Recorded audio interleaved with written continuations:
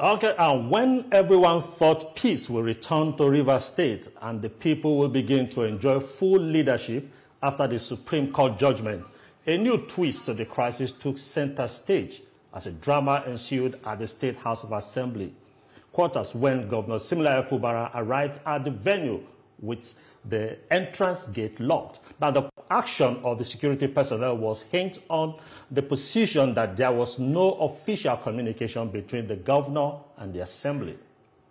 However, Governor Fubara said he communicated his coming to Speaker Martins Amenwele through a letter and tried to call him on phone since Tuesday. And while that drama was going on in Port Harcourt, the immediate past governor of Rivers State, Yeson Wike, in Abuja, says heaven will not fall if the Martin Amenwele-led House of Assembly impeaches his successor, Simlai Fubara.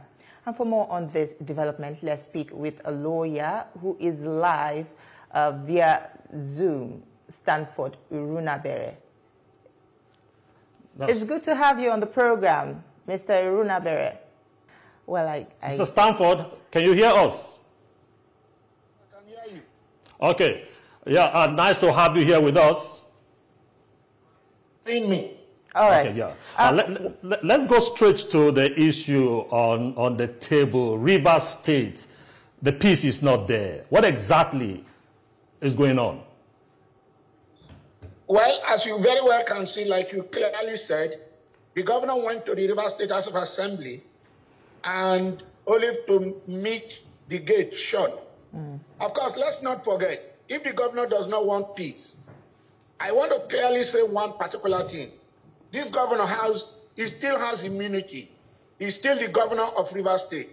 He could decide not to even listen to the Supreme Court judgment. But however, as a law-abiding citizen, as one who loves his people, as one who will not want his people to suffer, he decided to say he will obey all the rules, all the judgment, no matter how painful it could be. So, in wanting to do that, the first step he took was to dissolve the local government council chairman, to say, go back, reset, give another fresh date for election. Even when the Supreme Court does not have jurisdiction to look into local government matters, they dabbled into it and made pronouncement. This is a governor who respects and fear God. He went ahead to obey.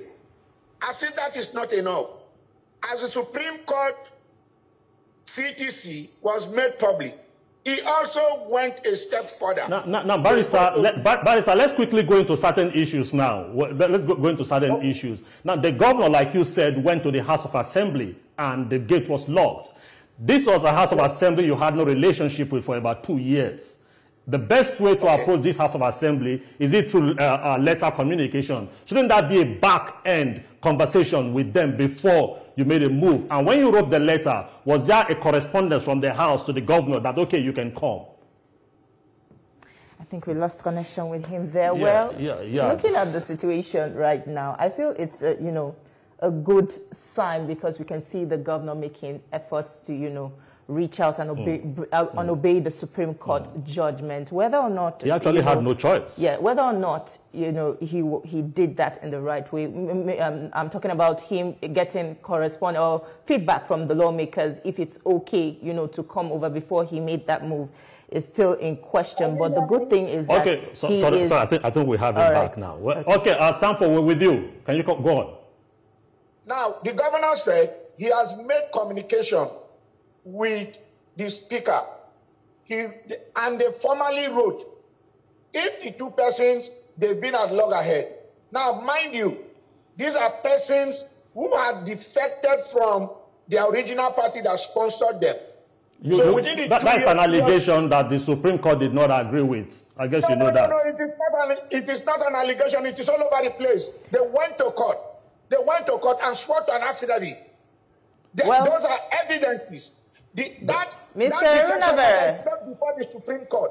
If you can hear me. Yeah. Can you hear me? The man behind the scene pulling the string seems to be the FCT minister, Nyesom Wike. And when we heard his outbursts yesterday during a live media chat, do you feel that a political solution is an option? The political solution that will be an option will be Wike should allow the governor to rule. Wike had ruled River State for 8 years. There was no kind of insult he did not make on people, including traditional rulers. Now you have a peace-loving governor. That's why he's taking an advantage. Else, if the governor is as aggressive as he should be as governor, or wanting to misuse powers like Wike did, I believe that this matter will have been over. But this is a governor who said he will not want his people, the people he's governing, to suffer. That is the reason why he's willing to obey all the rules that was pronounced by the Supreme Court, and he's going ahead to obey it. Okay. You are all witnesses to it, that he went to House of Assembly and they shut him out. Okay, in spite of the fact that, in spite of the fact that the governor, when the Harlow Chamber got burned, in an executive order, had said the House of Assembly should be sitting in government house, but they chose to sit where they want. He did not quarrel about that. He decided to go visit them, and they shut him out. That is the height of disrespect. That is the height of insubordination. Okay. If you say the two people are quarreling, one, the House of Assembly, these are the same members of House of Assembly who have defected on the 13th of December 2023, and they went back to deny that they never defected. A perjury matter is awaiting them.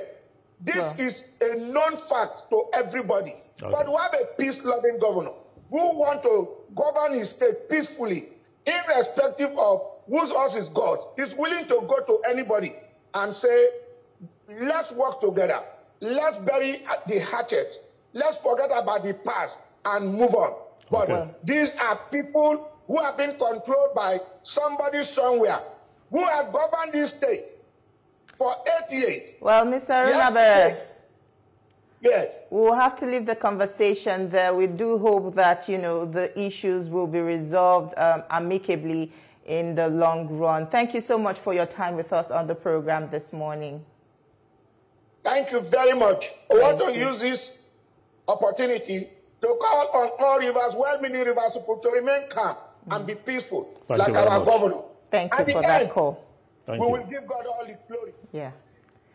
Well, that's our package. Unfortunately, today we didn't have much time to consider the issues, but we hope that we'll consider them in another time. Thank you so much. That's it from us here in Abuja. It's back to you in Lagos, Etoma and Ibrahim. Thank you very much. And the good interviews you had there, we enjoyed it. Okay, it's now time for Trending Now with